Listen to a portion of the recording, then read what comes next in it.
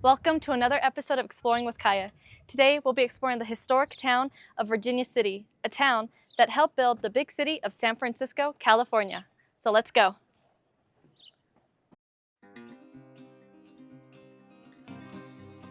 The beginnings of Virginia City was due to the silver ore mining boom of 1859. Henry T. Comstock is associated with the discovery of the ore. Henry Comstock was the partial owner of the property in which the ore was found, though credit for the discovery goes to Peter O'Reilly and Patrick McLaughlin, two Irish prospectors who, while digging in a water seep for gold, came across silver specks in their water. The silver was valued at nearly $4,000 a ton. The discovery of the Comstock Lode brought miners, suppliers, businessmen, and investors who came to what they believed was the greatest discovery of silver ore in American history. Miners came from all over the world to partake in the Comstock Lode. Some came from Cornwall, England, and Ireland. The success of the Comstock Lode shaped the town into a bustling mining center, earning Nevada its nickname, the Silver State. Prospectors put their funds into establishing the town of Virginia City by building mansions, hospitals, churches, opera houses, and schools. Below the town, complex tunnels and shafts were dug down to 3,000 feet for silver mining. Virginia City's population grew from 4,000 in 1862 to 15,000 in 1863. During the Comstock Lode, all silver productions were purchased by the U.S. government for use in coinage. Silver had the monetary equivalent of gold. Philipp Diedesheimer, a German engineer, created a timbering system for mining ore in the Virginia City tunnels called the square-set timbering method. It was designed to retrieve large amounts of silver ore in a safe manner. One observer in Virginia City reported, quote, "Every activity has to do with the mining, transportation, or reduction of silver ore, or the melting and assaying of silver bullion." Nevada produced over half of all the precious metals in the United States by 1876. The Comstock Lode produced silver and gold ore valued at hundreds of thousands of dollars annually. The wealth it produced supported the Union Army during the Civil War. The Comstock Lode also overflowed the world monetary markets, which resulted in major economic changes and the eventual demonetization of silver, meaning it was no longer used as a base for making currency. In the 1800s, Virginia City had gas and sewer lines, an international hotel, 3 theaters, opera house, 4 churches, and 3 daily newspapers, with many of the buildings and homes made out of brick. The silver from Virginia City's mining helped build cities around the United States, such as San Francisco, California. The mantra of the West Coast Victorian entrepreneurs was, quote, "San Francisco on the coast and Virginia City inland." The Bank of California financed building the financial district of San Francisco, with money from the Comstock mines. The big bonanza mines of 1873 were the Ophir, Gould, Curry, and Consolidated Virginia City Mine, which altogether produced about $300 million in mineral deposits. The term bonanza is Spanish for rich ore body. Virginia City's population during the Big Bonanza of 1873 consisted of over 25,000 residents. The Bonanza Kings, or the Irish Big Four, consisted of John Mackay, an Irish-American industrialist, James Graham Fair, Irish engineer and businessman, James Clare Flood, Irish-American businessman and considered to be one of the 100 wealthiest Americans at that time, and William Shoney O'Brien, Irish-American businessman. Some notable Comstock figures are Adolph Sutro, engineer and mayor of San Francisco, William Sharon, business owner, banker, and United States Senator, George Hearst, American businessman and politician, Samuel L. Clemens, or more commonly known as Mark Twain, lived in Virginia City from 1861 to 1864, writing for Virginia City's local newspaper, the Territorial Enterprise. On the morning of October 26, 1875, the town of Virginia City would face a disaster. At the boarding house of Crazy Kate at around 5:15 in the morning, a knocked-over lamp caused a large fire to ignite, and fueled by the dry timber and strong winds, the fire set local buildings and mines ablaze. Around 8,000 Virginia City residents were made homeless, with more than 2,000 structures destroyed. The estimated damages measured around $10 million. The Territorial Enterprise stated of the fire, quote, "A breath of hell melted the main portion of the town to ruins." A witness's description of the fire stated, "The world was on fire, a square mile of roaring flames. Reportedly, some of the town's brick buildings had melted due to the extreme heat from the fire." The restoration of Virginia City was implemented immediately, and in under a year, most of the town had been rebuilt.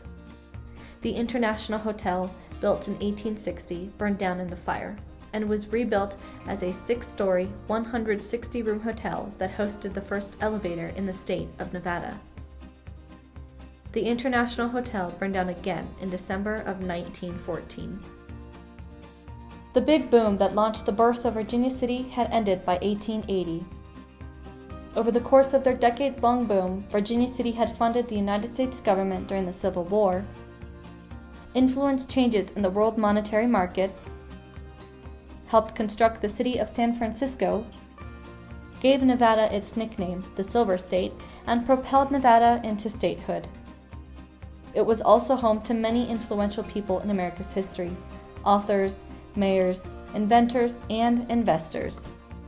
In February of 2009, Story County Commissioners were presented the Distinctive Destinations Award from the National Trust for Historic Preservation.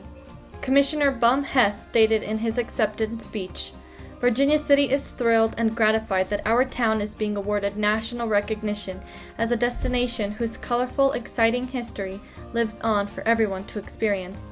We are proud to have protected the picturesque buildings and artifacts so we can offer visitors an authentic Victorian-era experience in Nevada's most famous historic mining town." Virginia City, now being a National Historic Landmark District, attracts over 2 million visitors every year. Several buildings such as schools, shops, hotels, and homes are listed in the National Register of Historic Places. And the historic Fourth Ward School, now a museum, is a 4-story, 16-room classroom that had heating, ventilation, sanitization systems, and water piped to all the floors.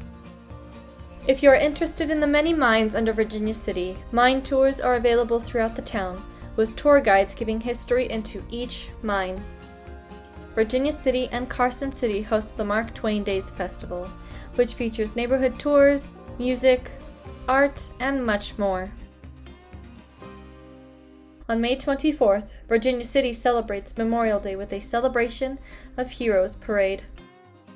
If you enjoy traveling off the beaten path, consider Virginia City's off-road experience, where you are taken to some of Virginia City's hidden historical mines and landmarks in the surrounding hills. I had the privilege of meeting and interviewing Kyle, a local actor who works at the Wild West Outlaw Show here in Virginia City. My name is Kyle. I'm a resident here. I've been for a long time. I do Wild West shows. So I have a few questions about Virginia City. Yep. What is one thing in Virginia City that makes this a unique historic mining town compared to other mining towns in the United States? Well, foremost, it was supposedly the richest place in the world at the time because the large amount of silver they pulled out of these mountains. The culture was way different compared to a lot of Western towns. It was a metropolitan town. Rich people here, a lot of women here had their own money and power. That was kind of a good aspect. Mark Twain started his writing career here. But the money that was made here in Virginia City funded the Civil War and built the state of Nevada. Those are some good things. Yeah. Can you share any interesting and uncommon facts about Virginia City? Okay, so let's talk about camel races. There's actually a history of camels in Nevada. In the 1950s, I think it was, they brought in camels for a film, and when they were done with the film, they just cut them loose. So there's a lore that there's wild camels in Nevada, and like it seems like a lot of people don't know that. But yeah, we started the camel races here, so annually we race camels here in town. Okay.